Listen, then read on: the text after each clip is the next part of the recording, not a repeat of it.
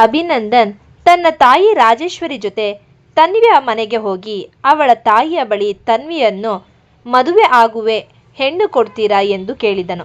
ರಾಜರಾಜೇಶ್ವರಿಯವರು ತನ್ವಿಯ ಮುಗ್ಧತೆ ಮತ್ತು ಜವಾಬ್ದಾರಿಯುತ ಗುಣಗಳನ್ನು ನೋಡಿ ಅವಳನ್ನು ಮನೆಗೆ ಬರಮಾಡಿಕೊಳ್ಳಲು ಕಾತುರರಾಗಿದ್ದರು. ತನ್ವಿಯ ತಾಯಿ ಭಾಗ್ಯ ಅವರಂತೂ ಸಂತೋಷದಿಂದ ಕಣ್ಣೀರು ಹಾಕಿದರು. ನಿಮ್ಮಂಥ ದೊಡ್ಡ ಮನುಷ್ಯರು ನಮ್ಮಂಥ ಬಡವರ ಮನೆ ಬಾಗಿಲಿಗೆ ಬಂದು ಹೆಣ್ಣು ಕೇಳೋದು ದೊಡ್ಡ ವಿಷಯ. ಖಂಡಿತ ನನಗೆ ಈ ಮದುವೆ ಒಪ್ಪಿಗೆ ಇದೆ. ರಾಜರಾಜೇಶ್ವರಿ ಅವರು ದೊಡ್ಡವರು ಸಣ್ಣವರು ಅನ್ನೋದು ಇಲ್ಲ ಭಾಗ್ಯ ಅವರೇ. ನಿಮ್ಮ ಮಗಳ ಒಳ್ಳೆ ಗುಣ ನಮಗೆ ಮೆಚ್ಚುಗೆ ಆಗಿದೆ. ಗುಣದಲ್ಲಿ ನೀವು ಶ್ರೀಮಂತರು. ಅಂದು ತಂದಿದ್ದ ತಾಂಬೂಲವನ್ನು ಕೊಡುತ್ತಾರೆ. ತನ್ವಿ ತಮ್ಮ ಸಾಕೇತ್ ಅಕ್ಕನ ಮದುವೆ ಎಂಬ ವಿಷಯ ಕೇಳಿ ಖುಷಿಯಿಂದ ಕುಣಿದನು.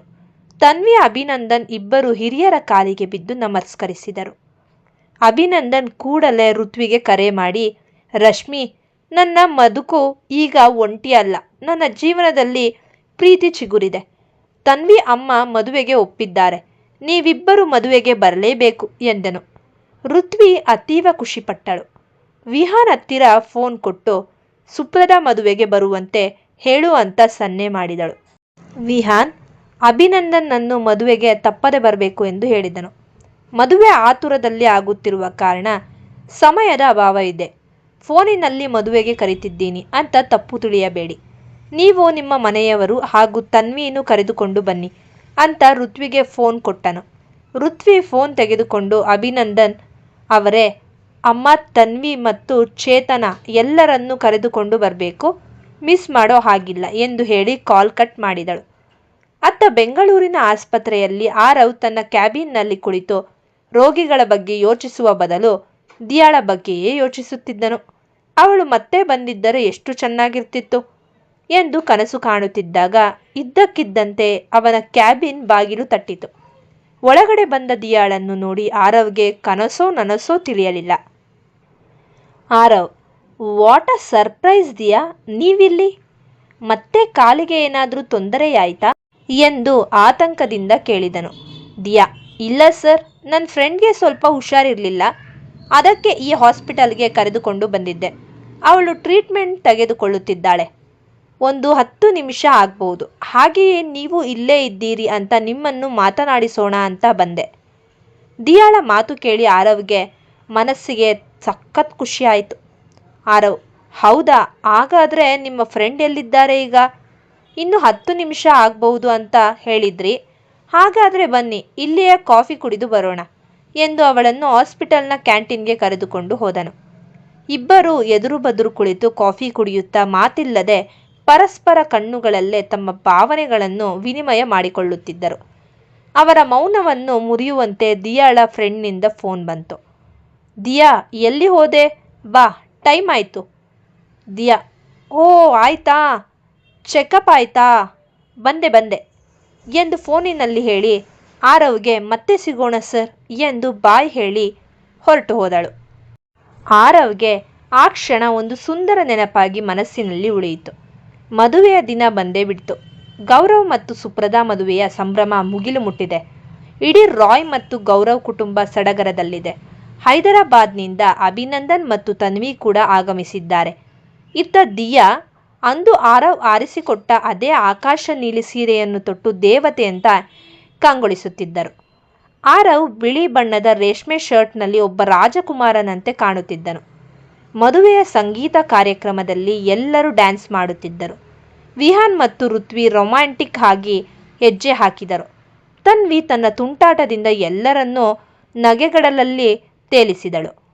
ಕೊನೆಗೆ ಎಲ್ಲರೂ ಆರವ್ನನ್ನು ವೇದಿಕೆಗೆ ಕರೆದರು.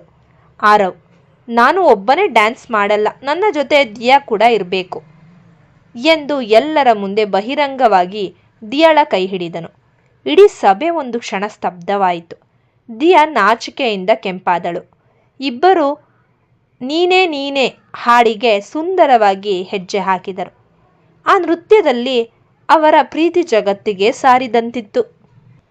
ಡ್ಯಾನ್ಸ್ ಮುಗಿದ ಮೇಲೆ ಎಲ್ಲರೂ ಚಪ್ಪಾಳೆ ತಟ್ಟುತ್ತಿದ್ದರೆ ಆರವ್ ಮೈಕ್ ಹಿಡಿದು ವೇದಿಕೆಯ ಮೇಲೆ ನಿಂತನು. ಆರವ್, ಇಂದು ಗೌರವ್ ಮತ್ತು ಸುಪ್ರದಾ ಒಂದಾಗುತ್ತಿದ್ದಾರೆ. ಇವರ ಜೊತೆಗೆ ನಾನು ಒಂದು ವಿಷಯ ಹೇಳಬೇಕು. ನನ್ನ ಜೀವನದಲ್ಲಿ ಡಾಕ್ಟರ್ ವೃತ್ತಿಯ ಹೊರತಾಗಿ ಒಂದು ಸ್ಥಾನವಿದೆ. ಅದು ದಿಯಾಗೆ ಮಾತ್ರ. ನಾನು ದಿಯಾಳನ್ನು ಪ್ರೀತಿಸುತ್ತಿದ್ದೇನೆ ಮತ್ತು ಅವಳನ್ನು ಮದುವೆಯಾಗಲು ಬಯಸುತ್ತೇನೆ ಎಂದು ಎಲ್ಲರ ಎದುರು ಪ್ರೀತಿಯನ್ನು ಬಹಿರಂಗಪಡಿಸಿದನು. ಈ ಮಾತು ಕೇಳಿ ಋತ್ವಿಗೆ ಅತೀವ ಸಂತೋಷವಾಯಿತು. ದಿಯಾ ಓಡಿ ಹೋಗಿ ಋತ್ವಿಯನ್ನು ಅಪ್ಪಿಕೊಂಡು ಅತ್ತಳು.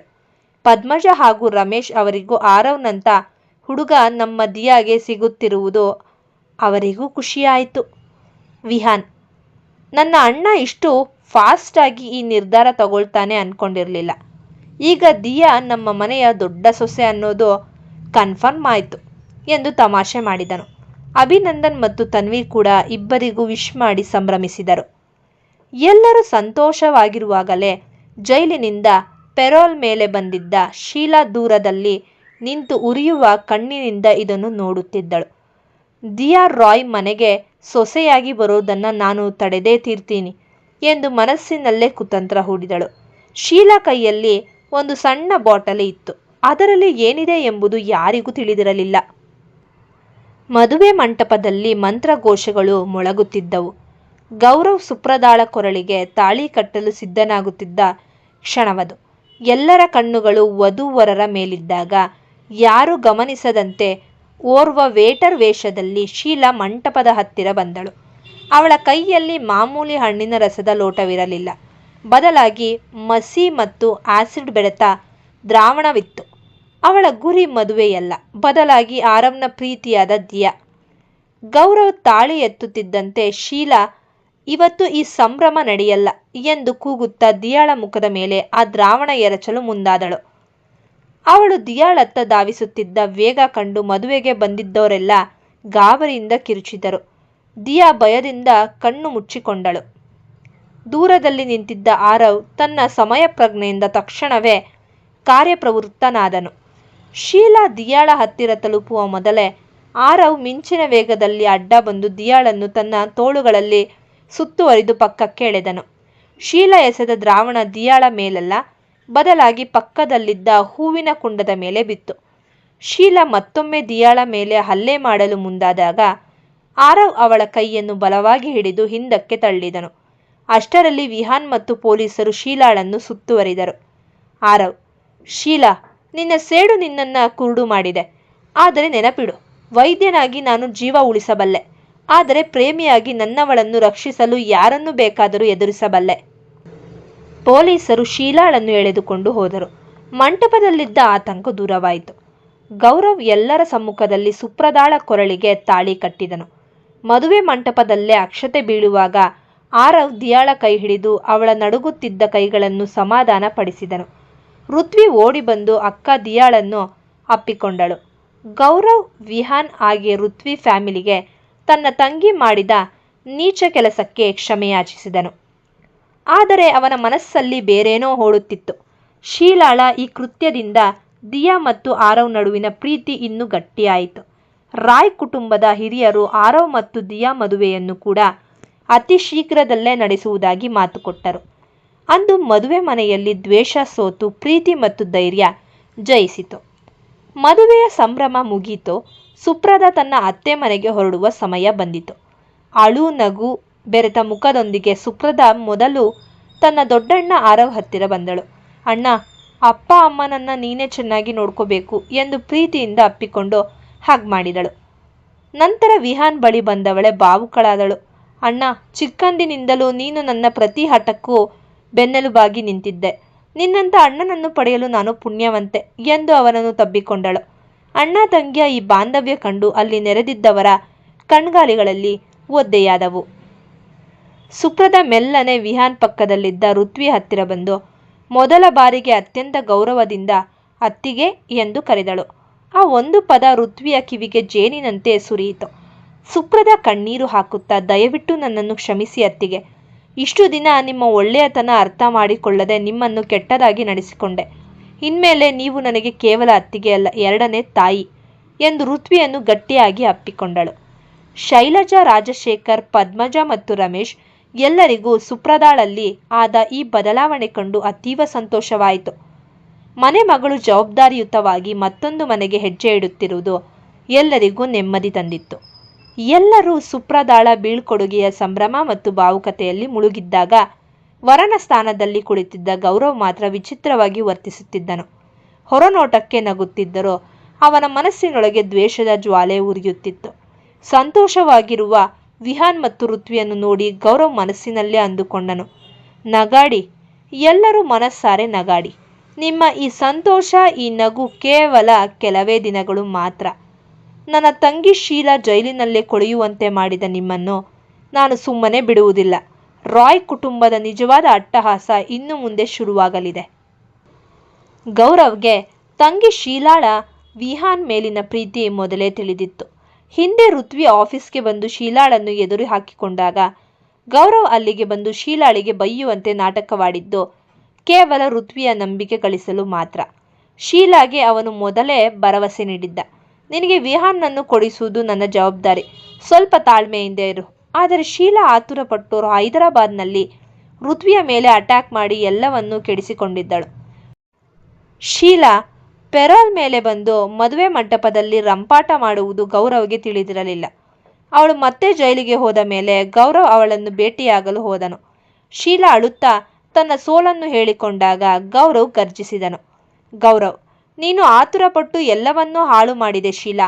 ಆದರೆ ಹೆದರಬೇಡ, ಸುಪ್ರದ ಈಗ ನನ್ನ ಹೆಂಡತಿ. ಅವಳನ್ನು ದಾಳವಾಗಿ ಇಟ್ಟುಕೊಂಡು ನಾನು ಋತ್ವಿಯನ್ನ ವಿಹಾನ್ನಿಂದ ಶಾಶ್ವತವಾಗಿ ದೂರ ಮಾಡ್ತೀನಿ.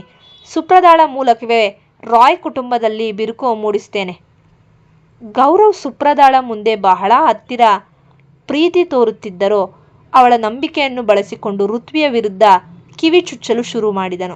ಗೌರವ್, ಸುಪ್ರದ, ಋತ್ವಿ ಬಂದ ಮೇಲೆ ನಿನ್ನ ಅಣ್ಣಂದಿರು ನಿನ್ನನ್ನು ಮರೆತಂತೆ ಕಾಣುತ್ತಿದ್ದಾರೆ. ನೋಡು, ಅವರ ಆಸ್ತಿಯಲ್ಲೂ ಅವಳೇ ಈಗ ಪಾಲುದಾರಳು ಆಗಿದ್ದಾಳೆ ಎಂದು ಸುಳ್ಳು ಹೇಳಿ ಸುಪ್ರದಾಳ ಮನಸ್ಸಿನಲ್ಲಿ ಅತೃಪ್ತಿಯ ಬೀಜ ಬಿತ್ತಿದ್ದನು. ಆದರೆ ಸುಪ್ರದ ಅದಕ್ಕೆ ತಲೆ ಕೆಡಿಸಿಕೊಳ್ಳದೆ ಋತ್ವಿ ಅತ್ತಿಗೆ ಚೆನ್ನಾಗಿರ್ಲಿ, ಇಷ್ಟು ದಿನ ತುಂಬ ನೋವನ್ನು ಪಟ್ಟಿದ್ದಾರೆ ಎಂದು ಹೇಳಿ ಅಲ್ಲಿಂದ ಎದ್ದು ಹೋದಳು. ಈ ಕಡೆ ಮತ್ತೆ ಶೀಲಾಳನ್ನು ನೋಡಲು ಬಂದ ಗೌರವ್ ಜೈಲಿನ ಸಲಾಕೆಗಳ ಹಿಂದೆ ನಿಂತಿದ್ದ ಶೀಲಾಗೆ ಗೌರವ್ ಕಣ್ಣು ಮಿಟುಕಿಸಿ ಹೇಳಿದನು, ಋತ್ವಿ ಮತ್ತು ವಿಹಾನರ ಸುಖದ ಸಂಸಾರಕ್ಕೆ ಬೆಂಕಿ ಇಡುವುದು ಸುಲಭ. ಮೊದಲು ಅವರ ನಂಬಿಕೆಯನ್ನು ಒಡೆಯಬೇಕು. ಅದಕ್ಕೆ ನಮ್ಮ ಸುಪ್ರದಾನೇ ಅಸ್ತ್ರ. ಆದರೆ ಅವಳು ನನಗೆ ಬಗ್ಗುತ್ತಿಲ್ಲ. ನನ್ನ ಬಳಿ ಇನ್ನೊಂದು ಪ್ಲಾನ್ ಇದೆ. ನೀನು ಜೈಲಿನಲ್ಲಿ ಆರಾಮಾಗಿ ಇರು. ಶೀಘ್ರದಲ್ಲೇ ವಿಹಾನ್ ನಿನ್ನ ಕಾಲ ಬುಡಕ್ಕೆ ಬರುವಂತೆ ನಾನು ಮಾಡ್ತೇನೆ. ಋತ್ವಿ ಮತ್ತು ವಿಹಾನ್ ಹೊಸ ಜೀವನದ ಕನಸು ಕಾಣುತ್ತಿದ್ದಾರೆ. ಅವರ ಅತಿ ಹತ್ತಿರವಾದವರಾದ ಗೌರವ್ನೇ ಬೆನ್ನಿಗೆ ಚೂರಿ ಹಾಕಲು ಸಿದ್ಧನಾಗಿದ್ದನು. ಗೌರವ್ನ ಈ ರಹಸ್ಯ ಸಂಚಿನ ಬಗ್ಗೆ ವಿಹಾನ್ಗೆ ಅರಿವಾಗುವಷ್ಟರಲ್ಲಿ ಯಾವುದೋ ದೊಡ್ಡ ಅನಾಹುತ ಸಂಭವಿಸುವ ಲಕ್ಷಣವಿತ್ತು. ಈ ವಿಡಿಯೋ ನಿಮಗೆ ಇಷ್ಟವಾದಲ್ಲಿ ವಿಡಿಯೋ ವೀಕ್ಷಿಸಿದ ನಂತರ ಸಬ್ಸ್ಕ್ರೈಬ್ ಮಾಡಿ, ನಮಗೆ ಪ್ರೋತ್ಸಾಹಿಸಿ, ಶೇರ್ ಮಾಡಿ ಮತ್ತು ಕಮೆಂಟ್ ಮಾಡಿ. ಧನ್ಯವಾದಗಳು.